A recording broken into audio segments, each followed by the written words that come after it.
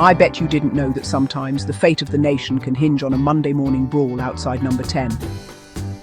Sir Keir Starmer, the Prime Minister, was peering out his office window, panic rising as Sarah Pringle and Gabby Gogbog caused absolute mayhem on Downing Street. It was a rather dreary Monday morning, the sort of Monday where even the pigeons look bored. But today, the pigeons were joined by a crowd of stunned onlookers, watching the chaos unfold. Sir Keir retreated to his desk in number 10, hoping for a moment of peace. The desk was enormous and very important looking, but today, Sir Keir was using it to build a small wobbly tower out of paper clips, anything to distract from the pandemonium outside. He was just about to add another paperclip to his masterpiece when the door burst open. In swept a woman with a magnificent hairdo that defied gravity and a nose so remarkably thin and pointy, it looked like it could be used to pop a balloon from across the room. She wore a white lab coat covered in colourful stains, as if a rainbow had exploded in her pocket. "Prime Minister," she exclaimed, her voice full of fizz and crackle. "I am Professor Megan Skinnynose, and I have something absolutely bonkers to show you." Sir Keir blinked, unsure if he was still dreaming, but Professor Skinnynose was already urging him to follow her to a secret location beneath the building. A location so secret, even the number 10 cat Larry didn't have a security pass for it. Intrigued, Sir Keir followed the mysterious professor out of his office and down a winding corridor.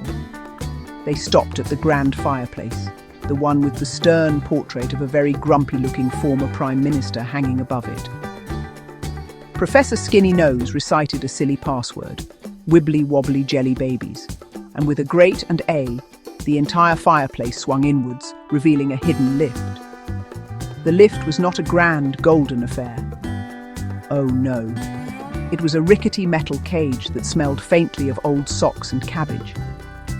As it descended deep, deep, deep beneath the streets of London, Sir Keir couldn't help but wonder what tremendously important secret he was about to discover. He hoped it involved biscuits. The lift doors creaked open into a laboratory that buzzed and bubbled with extraordinary things.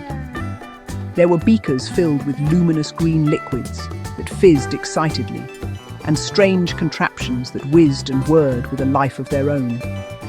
Wires snaked across the ceiling like metallic spaghetti, and a faint, sweet smell, like popping candy and burnt toast, hung in the air. This was no ordinary government office. This was a place where science got weird. Sir Keir, whose hair was always perfectly neat, felt a sudden urge to make sure it hadn't gone all frizzy from the sheer strangeness of it all. It was a lab of magnificent madness. Professor Megan Skinnynose stood proudly in the middle of the chaos, her eyes twinkling with the sort of mischief that usually gets you sent to the headmaster's office. Welcome to the Ministry of Peculiar Projects. Professor Skinnynose gestured dramatically towards a small, unassuming vial on a workbench. It sat on a velvet cushion, glowing with a gentle, pulsating light. "Behold," she announced, "the super serum. One tiny sip of this and you get a superpower." Sir Keir stared at the little bottle. It looked a bit like the stuff you put in your car to make the windscreen clean, only much sparklier. He wasn't entirely convinced. "A superpower? You mean like flying?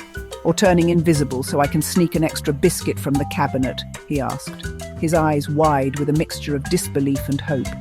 "Precisely," chirped the professor. "But there's a catch, you see. The serum doesn't just give you any old power. Oh no, that would be far too simple. It analyzes your very essence, your deepest personality traits, and cooks up a power that is uniquely..."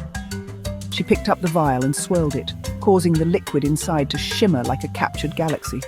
"It finds what makes you well and turns it up to 111. It's fantastically clever, if I do say so myself. And I do. Frequently." Sir Keir imagined having super neat hair that could never be ruffled. Now that would be a useful power. "We've already had a few trial runs," Professor Skinnynose continued, leading him towards a monitoring room. On a large screen, several familiar faces were being observed. The first was the famously robust politician, Lord Eric Pickles.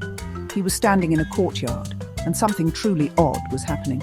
"Lord Pickles," the professor explained, always had a certain affinity for the common creature. A man of the people, you might say. On the screen, hundreds, no, of rats were swarming around him, not to attack him, but to protect him. They were forming a wriggling, squeaking suit of rat armor all over his body. It was disgusting, but also strangely impressive. In another part of the lab, a new figure was being equipped. It was Jacob Rees-Mogg, a man who always looked as if he had just stepped out of a history book from the 1800s.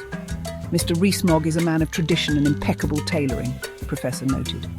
He was now wearing a suit of armor that looked just like his usual double-breasted suit, only it was made of a super-strong, shiny metal. And his top hat, it wasn't just for show anymore.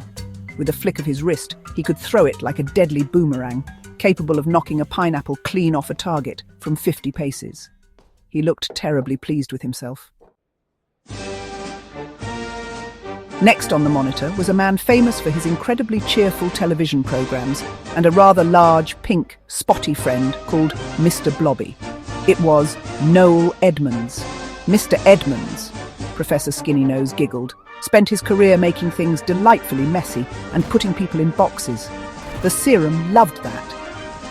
As they watched, Noel aimed his hands at a training dummy and with a tremendous, fired a thick stream of multicoloured gunge, just like the stuff from his old TV shows. The dummy was instantly covered head to toe in the sticky goo. Then, with a theatrical flourish, he summoned a giant, brightly coloured cardboard box out of thin air, which promptly fell from the ceiling and trapped the gunged-up dummy perfectly. The final test subject was another former Prime Minister, Tony Blair. "Ah, Mr. Blair," said the professor with a thoughtful look, a man known for his power of persuasion and his rather expressive eyebrows. Sir Keir leaned closer to the screen, fascinated. Tony Blair was standing in front of a group of grumpy-looking security guards. He wasn't shouting or fighting, he was just talking, very calmly. And as he spoke, the guards' faces softened and they began nodding, completely convinced. One of them even handed over his jam donut. Then, for the grand finale, Mr. Blair frowned with immense concentration, and his famously strong eyebrows twitched, rose up, and magically lifted a very heavy-looking filing cabinet an inch off the floor. Sir Keir Starmer stood back, his mind whirling. A man in rat armour, a gentleman with a deadly hat, a game show host armed with gunge, and a politician with hypnotic eyebrows. "This," he said slowly, "is the strangest team I have ever seen. Are you sure they're ready to fight Sarah Pringle and Gabby Gogbog?" He couldn't quite believe what he was seeing. It was more bizarre than the time the Chancellor had tried to pay for his lunch with a bag of buttons and a firm handshake. This was a team of utter oddballs. "Oh, it's far worse than a biscuit crisis, Prime Minister," Professor Skinnynose said, her cheerful expression suddenly turning very serious. Her pointy nose seemed to droop a little. "We have a villain, a truly dastardly, fiendishly wicked villain. We need this team, our Super Politicians and Notable Individuals Task Force, or SPIT for short to save the day. And we need a leader, someone sensible and level-headed, someone with exceptionally tidy hair." She looked pointedly at Sir Keir. "We need you to lead them." He gulped. Leader of the Spits? It didn't sound very glamorous. London was in absolute turmoil. Sirens wailed as Sarah Pringle and Gabby Gogbog's feud erupted across the city, leaving chaos in their wake.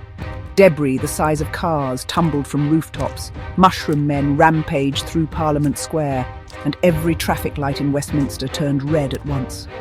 Slippery slime coated the pavements, commuters were trapped in endless gridlock, and umbrellas snapped in the unnatural wind. Sir Keir Starmer watched from his office window, jaw clenched as mushroom men battered the doors and Pringle's minions hurled objects at the windows. Behind him, his team of oddball heroes suited up, grabbing whatever weapons and gadgets they could find. Lord Pickles brandished his rat sword, Jacob Rees-Mogg adjusted his top hat, Tony Blair flexed his eyebrows, and Noel Edmonds loaded his gunge blaster. Keir straightened his tie, took a deep breath, and strode into the chaos. The team burst out onto the street, ready to face the madness head-on. All around them, Pringle and Gogbog's forces clashed, tearing London apart in their battle for control. "All right, team," Keir called, voice steady despite the pandemonium. "Let's end this madness. The fate of London depended on them now. To be continued."